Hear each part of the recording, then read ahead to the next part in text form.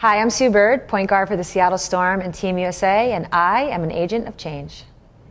When you were young, there weren't many opportunities for women in professional basketball. What did you plan to do when you grew up? I think if you look at my 5th grade yearbook, it says lawyer, profession, when you're lawyer, doctor, professional soccer player. So, I had really high goals at that point. But it's funny you say that because there weren't a lot of women on TV when I was growing up. But I did actually come about in my basketball life at an interesting time because the WNBA started in 1997 and women's basketball was kind of getting hype in 95. The Yukon Huskies went undefeated. It was really publicized. 1996 was the Atlanta Olympics. And obviously there's a ton of hype behind that. And then the birth of the WNBA. And those 3 years, I'm 14, 15, 16, I'm in high school, I'm getting recruited a little bit. So even though I didn't in my early years grow up wanting to be a professional basketball player, around the time when you were kind of choosing a college, thinking about these things, thinking about your major, whatever the case, there was professional basketball in the US. So while I didn't dream about it as a young kid, I definitely had that goal when I was a teenager. Mm-hmm. Okay. So I think that answers our second question about when you realized that. So what was your backup plan if my backup plan? Basketball hadn't, if you weren't playing basketball today, would you be a lawyer, a doctor? Right, yeah, maybe.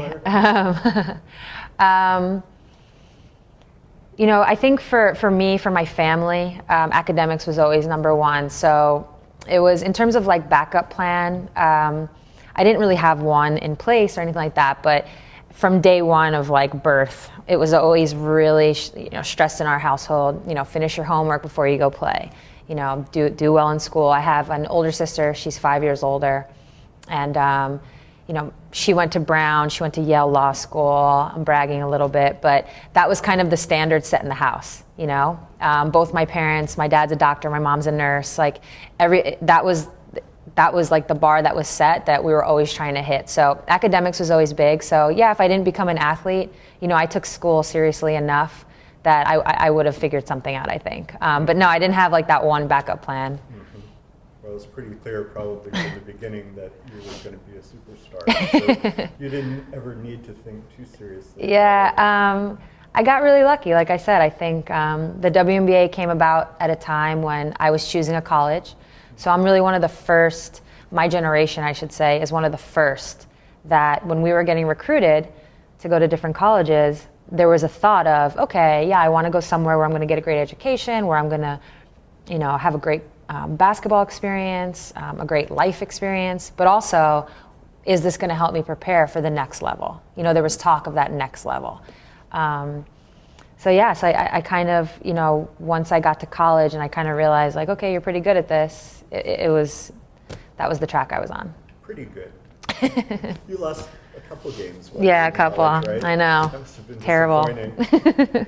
Who were your role models growing up, both as basketball players, but also if there were any who weren't basketball players? Yeah, again, I'm going to talk about my family. I think I was really lucky to have my older sister because she really did, like I spoke about already, set that bar. Both academically, it was always, every teacher I ever had, because we went to the same schools, was, oh, you're Jen Bird's little sister? She left her mark in all of these teachers' minds. I have vivid memories of it. Oddly or funny enough, I'll edit that one. Okay. Ironically enough, you fast forward to us now, and just because I'm the athlete and, I'm in the paper on TV every now and then, she'll get asked oh, you're Sue Bird's older sister? So it's come full circle a little bit. But yeah, so like I said, my sister was who I looked up to, both my parents as well, but my sister was within reach. She's only 5 years older, and every step of the way throughout her journey, I was, front row seat watching. And so I got to see her excel in the classroom. I got to see her excel in athletics. She was also a really good athlete, played varsity on 2 different sports. And then obviously we both found our paths. She kind of went in one direction, I went in the other, but I was lucky to have somebody to always look up to and kind of strive to be like. Mm-hmm. And what about basketball players, were there any who meant a lot to you as a kid that you looked up to?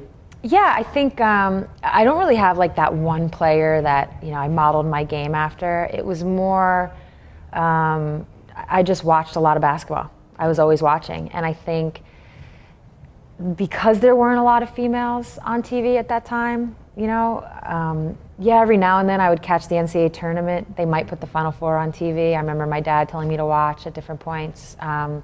It's mostly guys basketball players. But if I had to pick two, I would say I was really a big Mike Bibby fan. So when he was at Arizona, I was in high school, and I loved watching his game. And then, as it turns out, it's like we both wear number 10. We both are like these point guards that can also score, which was at the time kind of like a position that was evolving into that. Now you see it all the time, like all point guards can score. But it used to just be where they would pass. And so you saw Mike kind of become, and then we're both bow-legged, so it's a natural fit.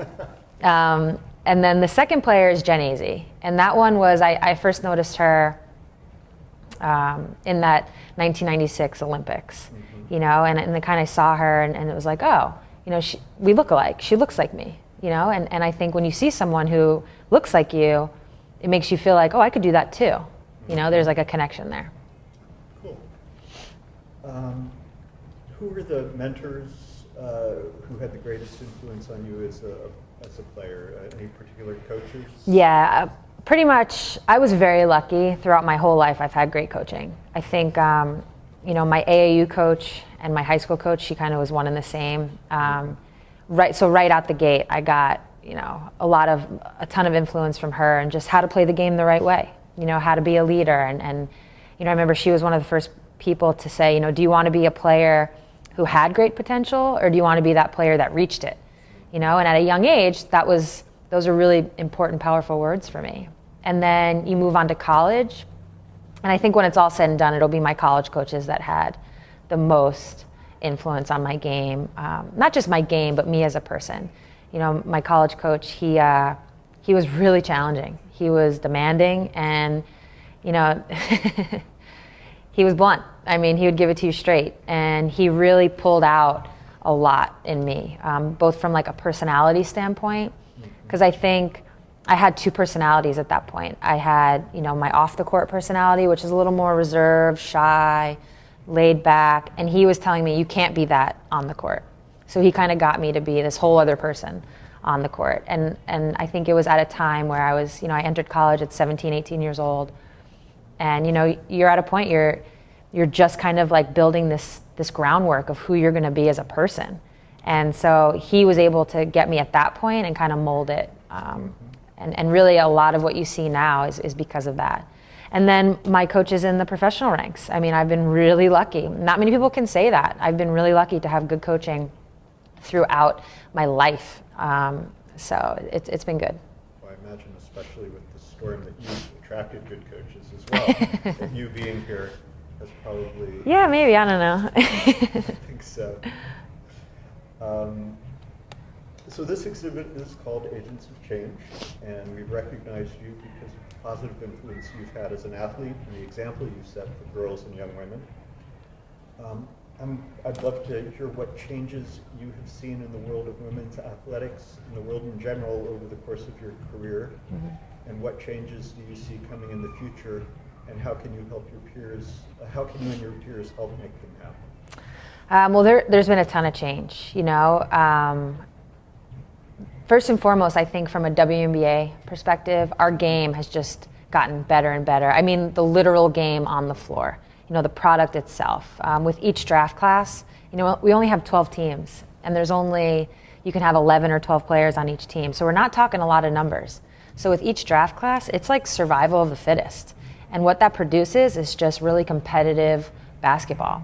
And it pushes you to get better. And so when it all comes together and the season, is on its way and it's going, and by the time we get to the finals, you're seeing some great basketball. So I think from that perspective, when you have a good product, it can only grow. We're still trying to get our footing and figure things out from a business standpoint, but we have the product. And that's like the good sign. And the changes that you see, or that we have seen, is different kinds of investment, not just from a money standpoint, but time and energy and things of that nature, different companies investing. You know, we just now are working with Nike, which is a great thing.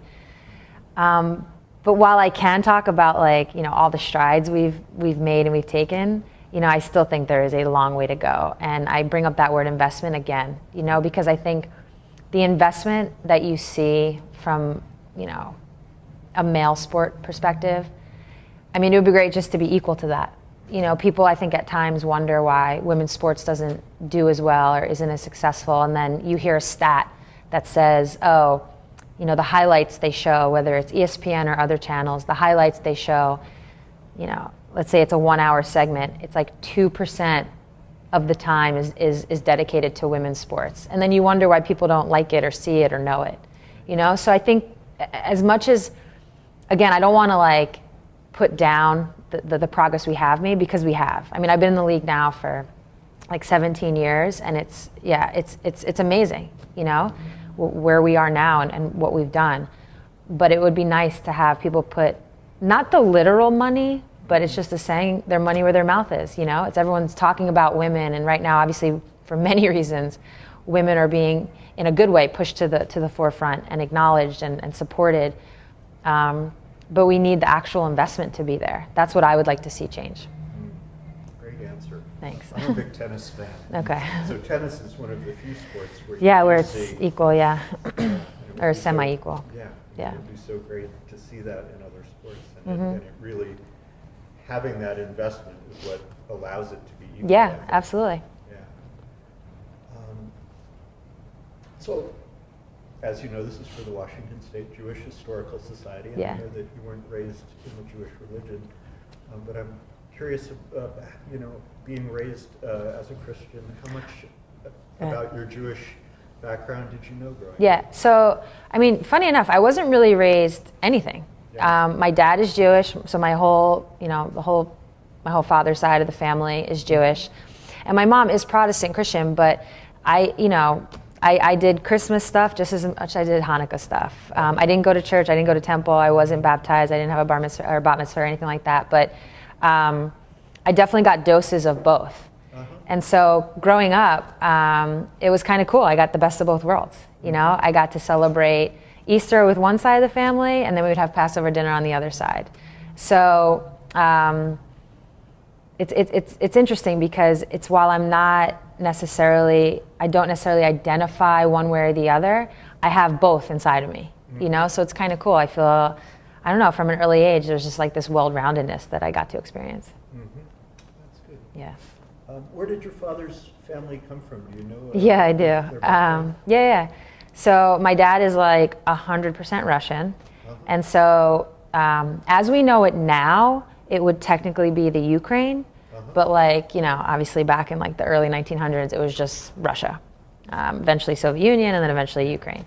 But yeah, so he's 100% Russian, and you know, the way the story goes, and I actually have some really cool documents. My aunt, my dad's sister, did a great job of saving like everything. I have things like the Ellis Island, or the boat ticket. Sorry, I have the boat ticket. Then I have the documents from Ellis Island, you know, where my dad's, I believe it's my father's grandfather, so my great-grandfather came over on a boat. And our name is actually originally like Borda, something like that. And they just, you know, they came through Ellis Island like, what's your name? You know, Borda, bird, boom, go through. And that's how bird came about. So that's why my name is what it is, which is kind of funny. But yeah, we have a ton of cool documents because, as I'm sure you know, I played in Russia in my off seasons for a very long time. So it was a really good opportunity to like, you know, I'm there. Yeah. Why not? Like, I had all these documents written in Russian, so I had them translated. Then my aunt had some other stuff. They think it might have been Yiddish. Nobody could really figure out. It was really hard to read even. Like you couldn't even pick out letters. So yeah, so that's kind of where my father's side came from. And that's, but yeah, it's interesting. Even on like the naturalization papers that we have, you know, it's like my dad's mom, her name was Edna. So it's like Edna, you know, religion, Jewish, you know, where are you from, Russia? It's got like the whole thing. So it's pretty cool. Yeah, oh, that's Right, I have the same sorts of things also You from do? Russia. Yeah, oh nice. Yeah, the part my family was from was Russia, Romania, Moldova. Yeah. It's like the same kind of yeah, it's like, shifting yeah, borders. who knows, to be honest. It's like, when you get over there, Russia's like so massive. They probably just, it's like, oh, Ukraine. It's like, you have no idea. Is it Kiev? Is it here? Is it there? Who knows? Right. Yeah. So did you get to see where your family was from? No, I never got to go to the Ukraine. Oh. That was one of the few places I didn't get to go. Just because, even though you are over there living, you're still in season. Yeah. So a lot of the travel, you didn't necessarily get free time to like go travel. I could like bounce around Russia a little bit, obviously the city that I was living in, maybe a short trip. But yeah, I never got to go to Ukraine. Bummer. Too bad. Yeah. So you became an Israeli citizen? Yes. How did that come about? What was that process like? Yeah. So it's very much basketball motivated. There's not to bore you, but there's different rules where if you, as an American, each team in Europe can only have 2 Americans. So as an American, if you have any kind of, what's the word I'm looking for? Like descendants, is that the word? Ancestors. Ancestors, thank you. I'll start that over. Yeah. Okay, so as an American, if you have ancestors, if you have any connection to another country, another culture, if you can get a passport, it can be really advantageous for your career. So obviously for myself, my father being Jewish and still having relatives who live in Israel currently, that it was an easy connection. And I have teammates. Diana Taurasi's father was born in Italy. She has an Italian passport. So I know it's interesting when I tell this to people kind of like outside of basketball circles, it seems a little odd, but in our world, it's like very normal. I can name like off the top of my head, like 10 to 20 players that have passports, has a second passport. So that's kind of how it all came about. And it was cool because what I found was in this effort to create an opportunity in my basketball career, I was able to learn a lot about a culture that I probably wouldn't have, tapped into prior. Like I said, I grew up going to, different Passover dinners and things of that nature, but it was just the surface there. So now I really got to, so part of it was I made Aliyah. So part of it was being just immersed and basically living there for a little bit. And it was one of like the best experiences. Just to kind of, I don't know, people have like this whole different image of what Israel is and how it is and what it's about. And yes, there are, military people all over and they have guns. And yes, you have to walk through a metal detector pretty much everywhere you go, whether it's the bank, the mall, a restaurant. And I think people see that and it scares them, but there's so much more. Going to Jerusalem was an amazing experience. I've been now like 2 or 3 times. Because every time I went, I was with like a different teammate or a different friend. So I was like, we got to take the tour, let's go. So I did that tour a couple of times, went to the Dead Sea. I never got to go to Eilat, which is kind of like, I'm bummed about that because I heard it's beautiful down there. But yeah, I spent most of my time in Tel Aviv, gorgeous. And just, I don't know, there's so much culture. And I've made some friends there that are lifelong friends. And so it was really cool. So like I said, what was a 100% a basketball thing, I really got to, that's where I really started getting a lot of the paperwork. Because obviously, as you know, I'm not saying you don't know, a lot of it is people believe, the Jewish religion kind of what passes through your mom's side. It was my dad's side. Yeah. So, but because I had his mother's papers, we were kind of able to use it in that regard.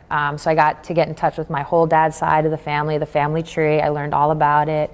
So yeah, it was cool. It was just it was an awesome experience. And now I haven't been able to go back just because of life. So the last time I was there was probably maybe like 7 years ago. But in like a 2 to 3 year span, I was there like twice a year, 2-3 times a year. Yeah, because it's really not far. Moscow to Tel Aviv is a direct flight. It's like 4 hours. It's not far at all. Yeah, so it was cool. 2024 Olympics, you could be on the Israeli team. I don't think it works that way. I'm sure they would take you. Yeah. No, but you say it's like Alicia Clark on our team. She also has Israeli citizenship. She plays on their national team, actually. Yeah. Shai Duran. I mean, it's like lifelong friends now, so it's cool. That's great. So speaking of the Olympics, Yeah. You are about to go for your 5th gold medal in Maybe. 2020? Yeah, maybe. The knees hold up? Yeah. I think, you know, I'm just in a position where obviously I'm an older player. I'm closer to the end than I am the beginning, let's put it that way. And, you know, the Olympics are still 2 years away, and there's a lot that has to happen. You know, first we actually have our own little World Cup, you know, and that's this fall. So the way I see it is you just never know, and I just want to kind of stay in the moment, just focus on what I'm doing right now. And I joke that I'm on like the 1 year plan. It's like, ask me in a year, I'll tell you how I feel, you know? So right now I feel good. You know, I'm excited for the storm season, excited for potentially being on that World Cup team, and then we'll see. Well, we're all hoping, the whole city of Seattle, and the whole country. Yeah. It wouldn't be Team USA. Fingers without you crossed. as the point guard. Thank you. Yeah. So that leads to my next question, which you just said you don't know the answer to, but Yeah. you're the all-time leader in assists in the WNBA. You have been on, I think, the most all-star teams. Something like that, yeah. Are you I think tied, maybe. the longest tenured player in the league? Oh, yeah, right now? Yeah. Yeah. I was actually, last year was my first year of being like the oldest. That was like in my bio. So I'm still the oldest. Unless somebody came out of retirement I haven't heard about. So it's my second year in a row being the oldest. And yet you still are so youthful. I try, yeah. So if all things being equal, I mean, do you have any idea how long you'd like to play? It's tough to say. I think, I don't know. It's tough to say. I think, you know, I've now seen all of my friends essentially go through this process, which is like knowing when it's time, deciding, maybe your body is telling you. So right now, I just feel like I'm in a place where, okay, I'm going to do whatever it is I can do and control all the controllables. So what can I control? I can control, you know, what I eat. I can control my workout regimen. I can control like my attitude about things. I can control, you know, how my body feels and basically, well, I can't control how it feels, but I can control basically all the things that will allow it to feel as good as it can. And that's kind of where my head is. I'm just going to control what I can, and if I feel good and I'm still enjoying the game and I'm still excited to go to practice and excited to be around my team and go through a season, why not keep going? That's kind of where I'm at. And if one of those things changes or shifts, then that's okay too. You know, I've had a good run. You still love it though. I mean, I get to play basketball for a living. I think I think I win just by doing that. Yeah, absolutely. What are your favorite things about Seattle, and do you think you'll stick around when you are done with that? Yeah, I love Seattle. You know, for a while there, I was only living here in the summer, so I would joke that I love the weather, but it's true. It's like, because I saw it at its best. I didn't really have to experience the winters, which I since have, but I still do. I still appreciate a beautiful Seattle day. I don't think there's anywhere in the country, in the world, really that can compete with Seattle when it's like 75, 80, and clear. It's unbeatable. But what I really love about Seattle is like the restaurant scene. I love good restaurants. I love going out to eat and experiencing that. And Seattle always has, whether it's new restaurants opening or just like your old fave in the neighborhood, it's like you're always going to have an amazing time. And just like the vibe of the city, you know, I'm not necessarily like an outdoorsy person, just because I know I talked about taking care of my body. It's not like I can go for a hike. You know, that would be really hard on the knees. Every summer, the team will try to, we've gone paddle boarding, we'll try to get in the lake and do some fun stuff. And that's just what's so great about the city. It's like, you know, whether you drive 5 minutes to, you know, Lake Washington and you rent paddle boards, or maybe you drive an hour, you go for a hike, or I don't know, you go down to the locks and just watch the boats go through. It's like there's all this stuff around you. I'm not a skier, but I know you have that option also. For the first time last winter, I went up to Winthrop, and it was like, what blew my mind, it was January, what blew my mind, because you never see snow here, it was like within 45 minutes, I was in like a winter wonderland of snow. It was crazy. So it's just, I mean, Seattle's got everything. And then the last thing is that I'm from New York, and so a city to me was always New York City, right? That was like, we're going into the city, you know, like that was like a city. And New York is extremely intimidating. It's big, it's fast paced. And that was like my definition. And I think what's cool about Seattle is it's got big city stuff, you know, whether it's like music scene, the shows, the shopping, the restaurants, but it's small and it's convenient. And you can kind of get where you need to get and go where you need to go. And it's not going to take you, I mean, now traffic's really bad, but it's not going to take you like, you know, 2 hours when it could just be a 20-minute. It's still pretty convenient. And that's probably my favorite thing. It's like big city vibe, but like small town feel. Cool. You've worked with kids a lot in the community. You were recognized by the Moyer Foundation, which is amazing, and you were recognized by the WNBA Community Assist Program. Have you thought about how you're going to continue that after your playing days? A little bit, you know. I think the one thing is when you are playing, and like I said earlier, it's like my off seasons used to be spent in Europe, so I was never around, you know. And so when you are playing, that's like your main focus. And some players do an excellent job of like balancing all of that, like having a foundation or setting things up. I haven't done that, but definitely as a player still playing, I want to have my hands in something in the community, you know, whatever it is. And the Seattle Storm actually do a tremendous job in the community, and they really tee things up for us. They make it easy. But if you do see something that you feel like strongly about or passionate about, you can kind of contact them and they can help make it happen. And I thought like, oh, well, when I'm done and I don't really have like, don't get me wrong, I'm sure I'll still work with the Storm and stuff, but when it's like I have more time and you can kind of really invest in that way, because as we're talking investments, it goes, you know, it's not just a money thing. I think time is probably like the best thing you can give. I do want to get more involved. I think something as simple as a camp, you know, that really interests me, and it's something that I've never been able to do because I've been playing. And when do kids usually go to camp? In the summer, which is when I'm doing my own camp. You know, I'm in training camp right now. So we'll see. I think luckily, you know, there's already been like that kind of framework, and the groundwork has been laid. The relationships have been made. So I think when I do have more time, it'll be easy to just jump right in. And until then, you know, I think through the Storm and whatever other ways you can, you know, whatever channels you can use, just get out there and get your hands in there, you know, because I think one of the best things about having a professional team in a city is that connection with the community. Being role models, having them see females be strong and kind of, I don't know, if you have a dream and you want to be something, we're kind of, you know, living examples of that. And it doesn't have to be an athlete, you know, but obviously that's what we do. And we have this platform, so we just try to use it. You are an amazing role model. Thank you. And you made some news with your personal life this year. Oh, yeah.